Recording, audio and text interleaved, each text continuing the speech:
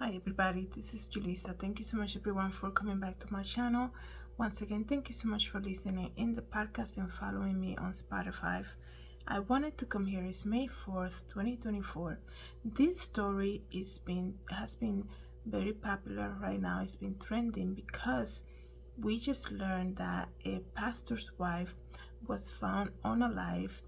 I believe it happened last week, right? On the 27th of April. But the circumstances surrounding this case are very strange, okay? And this, what I'm going to talk about is because it's raising awareness for mental health and to know that there's a lot of people right now struggling. But hear me out. There's a lot of, when I first heard about this story and when I saw the video on TikTok from the pastor speaking to the congregation about his wife and what happened to her, I found it very odd for him to show up in the church, right? Do a whole entire service and then announce what happened. That to me is very odd, and please leave me a comment about it, about what you think about this case. I know there's a lot of people talking about it. It's very strange, and let me tell you why. When you find out of somebody that you love, right, passing, I know they were separated for a couple months, right? She was separated from him, and then she went out to live with a friend or something for a couple months, and then she was found, and he goes to the church, shows up doing his normal routine service on a Sunday, does the entire service, and then, like I said, announce what happened to her at the end. People, we tend to judge how people react to news, and I understand everybody reacts to news differently. Everybody reacts to try it differently, but it's not normal behavior when you have a church where you can say to somebody, this just happened, can you take over? I have a family emergency right now that I have to tend to. Specifically in a church where you're surrounded with people who want to help you, right? People who are established, people who are other pastors, deacons, everybody can help out. Anybody could have taken over. So it was very odd, but because of everything that has to surface within the last couple of days that we learned about this case, now he's coming out and talking, saying he cannot believe that people think that he's somewhat responsible. So let me just explain to you part by part what's going on, right? The death of a South Carolina's pastor's wife is under investigation right now as her family warns of false stories, okay? The story says here, North Carolina authorities are reportedly investigating. Her name is Micah Miller, 30 years old, and she's the wife of Myrtle Beach, South Carolina pastor. His name is John Paul Miller. And they say on April 27th she was found. I have to be careful how I say what happened to her because it's very sensitive subject, okay? So she was found on the 27th. It says here at the Lumber River State Park, and that's about an hour drive from their hometown in Myrtle Beach. And the pastor, however, okay, told the congregation that what happened to her and how she did that, and that she has struggled with mental health, okay? Basically, this is how she was found. Like, let me just tell you something. I just got something just by reading this. Not only did he announce immediately after service what happened, that she had passed away, but to also give the how it happened and to give some type of a cause immediately, that's a little too much revealing, specifically doing it in the public. And people will say, well, it's his home church. Yes, but there's also visitors that come to the church. And one thing that really, I remember this when I heard him talking in the sermon also, was He actually said, we're not going to do the altar call today. I have something to share with you. I was like, that was a little weird for me to hear him say something like that, because if you think, you know, if his mindset was like, I'm the pastor, I gotta show up and continue regardless of what's going on, even if, you know, he's having a family emergency, but he didn't follow through fully to that, because what is for you to preach a sermon where you don't even do the altar call? That's my opinion, okay? But then not only did he share all of that information, he shared what happened to her and basically the cause, okay? And that's very sensitive. It can trigger people. It's a sensitive subject. Do the family knew? Like, was everybody aware by then? You know, like, if you have such something like that going on, why show up to pastor the church that Sunday at all, right? Take care of what's going on first. I'm sure, like I said, there could have been somebody else who could have stepped up for you. It's very sensitive for you to not only say that what happened to her, but to also kind of give some type of cause and reason. He said, you know, that she dealt with mental illness for a long time. It's a lot of odd things in this case. This is why, you know, people are, you know, they're having questions. It says here, she has struggled with that before, and they were trying to help her through it. Okay, let me just tell you something about Micah too. I hope I'm pronouncing her name correctly. Micah Miller. She also was the worship leader for that church, okay? Somebody who said, she said, you know, she always tell him after service, she always tell the pastor, her husband, you did such a great job, you know, you're such a great pastor, all of that.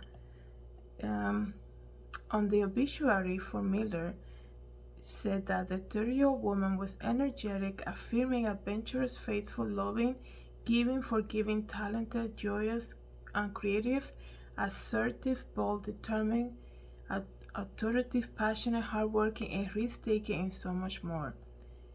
However, her family and loved ones were speaking on social media, noting that one part of the obituary that strikes them as odd is that also he wrote the obituary, okay? She would praise her husband after every church service, telling him he was the best preacher in the world, even if it wasn't true.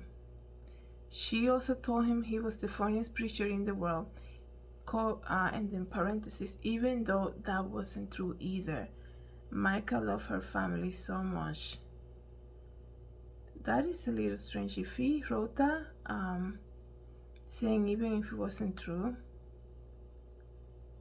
that's just odd. It's almost like I just got this image in my head where she probably saying you did great today, and he's like, no, you're lying to me, stop saying that you're lying. Like, why would you share that? But it says here that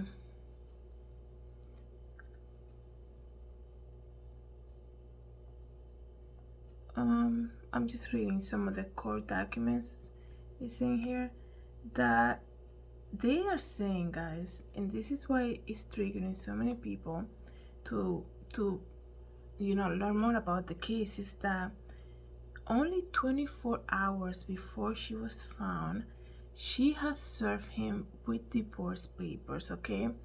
So look at this, right? This couple, a pastor and his wife, you know, serving at the church. Early in the year, they're separated.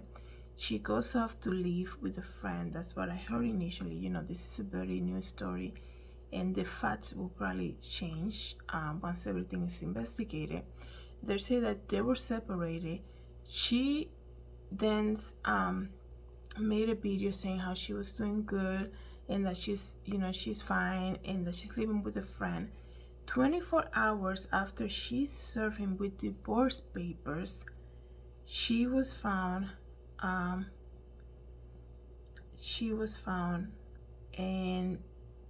then he goes into the church and delivers the news like that. After doing the entire service, like, how long is the service? Like, usually an hour and 20 minutes. It's just very odd. And what I was reading in the chat rooms is that some people are saying, how can somebody who is planning to follow with this divorce would do that, right? We know that, that divorce takes a long time to be completed in a lot of cases. So she's gonna go through the troubles, let's just say, of hiring a lawyer, going to the court, doing all this stuff, right? Serve him with the paperwork, and then do that. It's just very odd. And then this pastor is coming out saying that he cannot believe that people think that he's somehow involved. I think that he needs to I think he shouldn't be talking. When people give you too much information, like initially, there's something they're hiding. They're so nervous they tell you everything, like initially, and you're like, what is going on? Like, what did you do? What have you done? Why are you sharing all this stuff with me? It's just crazy. And then there's a lot of videos of her talking on social media. People are saying now that a lot of the videos that she has made are a little subjective to saying that there was some type of abuse going on in their relationship. Here's the thing, guys. When people are very popular on social media, and you cannot help it, and I'm speaking because I do a lot of content as well. You know how I come here and share like stuff that happened with me. You cannot help it but somehow say things because it's your outlet, right? It's like, you're going through something, maybe I can help somebody, right? Like I've spoken about the nursing home situation, things like that. So you cannot help it but to do that. So people are saying maybe on social media she has shared some stuff that could be subjective to that she was experiencing abuse from him. And the thing about this case, not only that she had gone through, that she's no longer alive, right? Let's just, she's no longer alive. We don't have to say like how it happened, nothing like that. The thing is that, I said this many times, there's a lot of people that play and they're so concerned. When people are so charming, I'm not saying everybody obviously, but when they're in the public eye, a lot of the times people can be so charming and they're so concerned about their reputation. So that person who knows them, right, 100%, because they live with them, the spouse, a family member who lives with them, they really know who that person is behind closed doors. When the camera is turned off, when people are not praising you, right, after a sermon, all of that, they really know who that person is. And when any of that information is about to come out, obviously it's going to make that person upset because they're trying too hard. There was a phrase that went around years ago, fake it till you make it. That is so damaging. To be fake is to like get whatever you want, and then because that you cannot maintain that. At some point you will reveal who you are truly. And it's just crazy that this couple, the pastors, and pastor in the church, she's the worship leader, he's the pastor, and then something happened beginning of the year, right, in their personal life, and she leaves the home. I'm sure I'm sure he was probably struggling with the reputation part of it, right? And the reason that I can see that somehow is the way he handled everything when it came to the big announcement to the church, right? Even showing up that day and then saying it like that, and not just sharing the news, but immediately saying a possible cause. Saying she dealt with this. That's why she did it. Like, that's like private information. Like, did you meet, like, maybe that Sunday, okay, you decide, okay, I'm gonna go to church and do the sermon, but I'll share this with the leadership of the church or the elders, all of that, and share that with them, and then, like I said, maybe have somebody take over.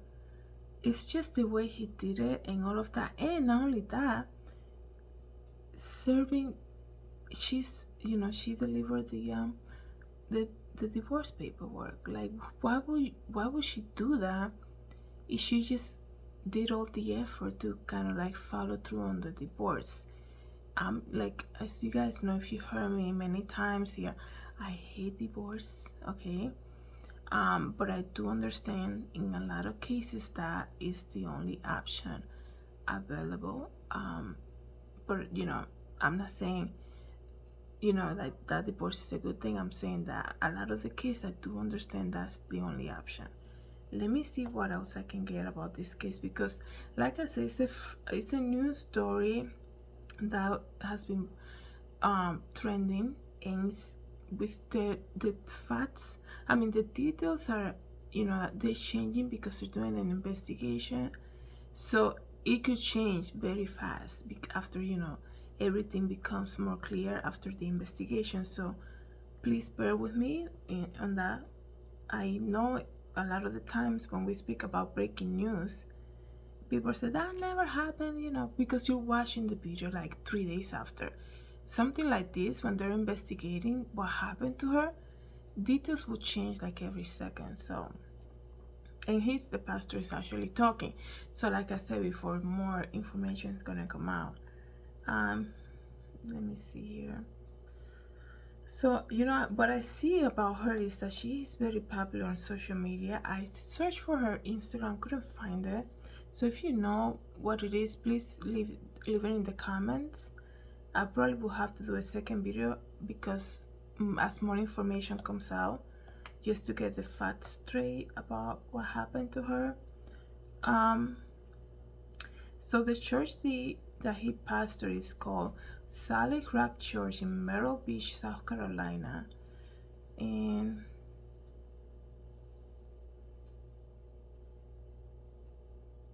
he actually said, it's like a little TMI, man.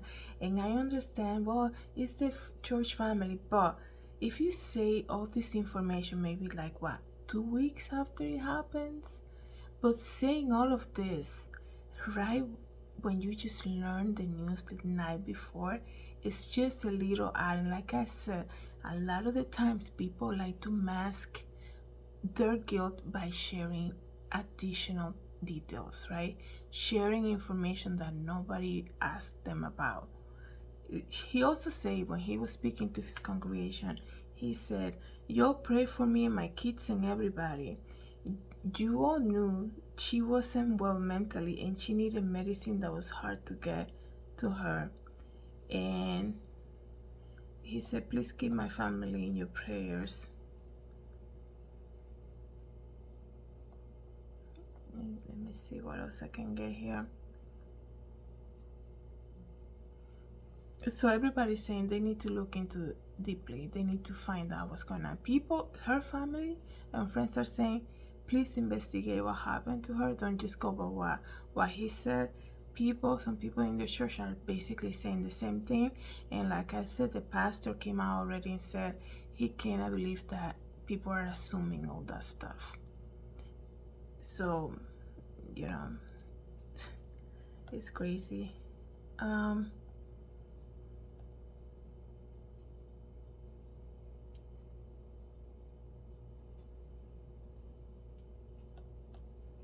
me see. It says here though that she had filed for divorce in October of 2023, and the case was dismissed in February, but a few days later,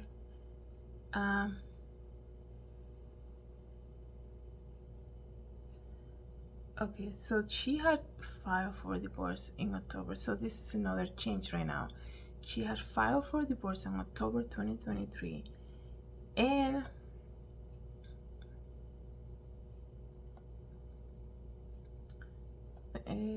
then in February the case was dismissed. But a few days later, February of this year, right? But a few days later, the pastor filed for separate support and maintenance, seeking financial support as the couple were still legally married. In April, Micah also filed for separate support and maintenance with hearing scheduled for June 5th. Her family seeking justice as they claim a no contact order.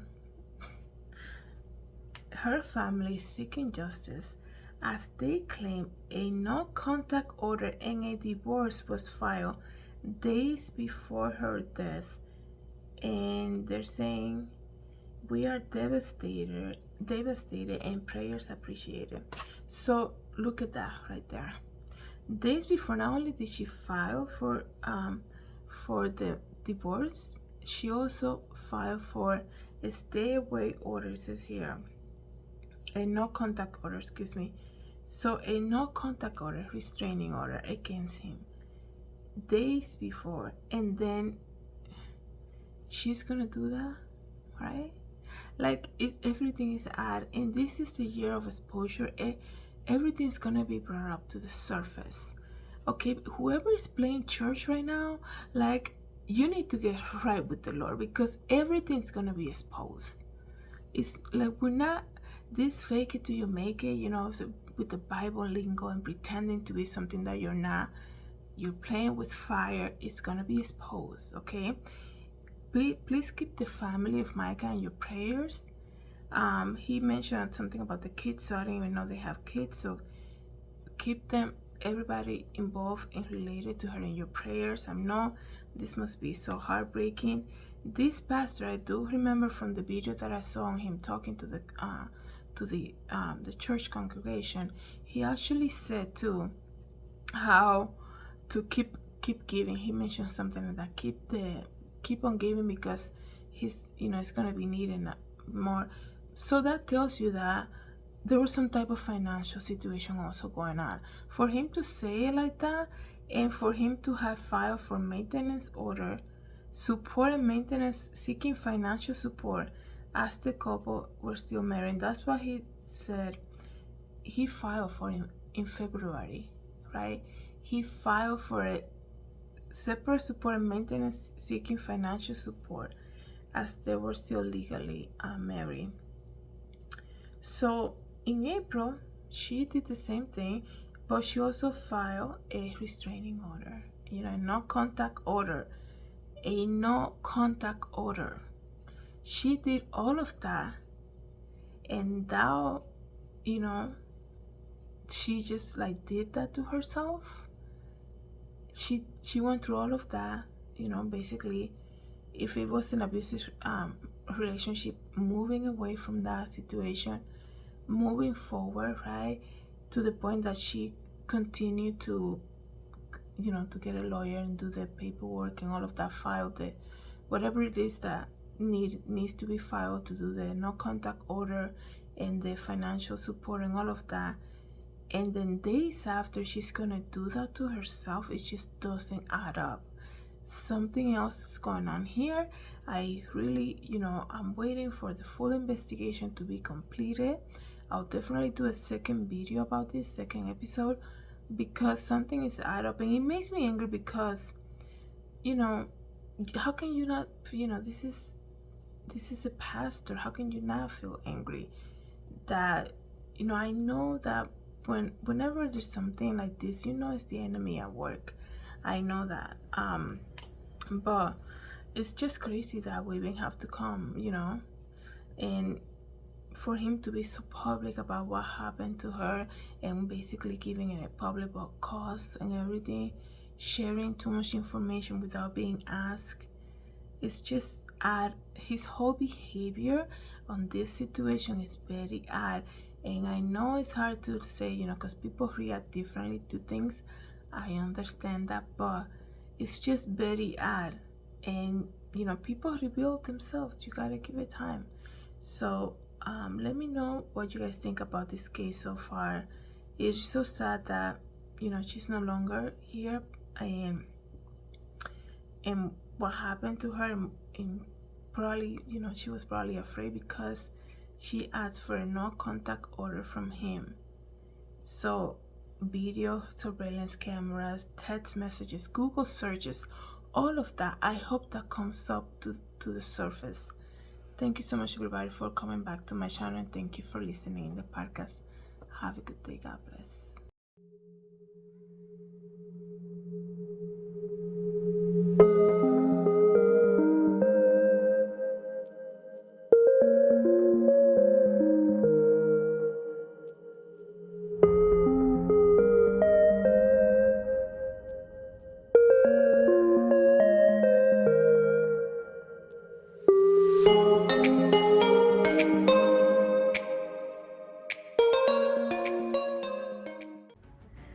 everybody, this is Julissa. I'm here to invite you to my podcast, Julissadesigns, and it can be found on Anchor, Apple Podcasts, and Spotify. You can join me every day as I make episodes of the latest news, real life stories, and I also share my favorite Bible verse. Hope to see you then. God bless. Everybody, this is Julissa. Thank you so much for coming to my YouTube channel. Please don't forget to subscribe and hit the notification bell. And if you want to know more about me, you can always visit www.julissadesigns.com. Have a great day, everybody. God bless.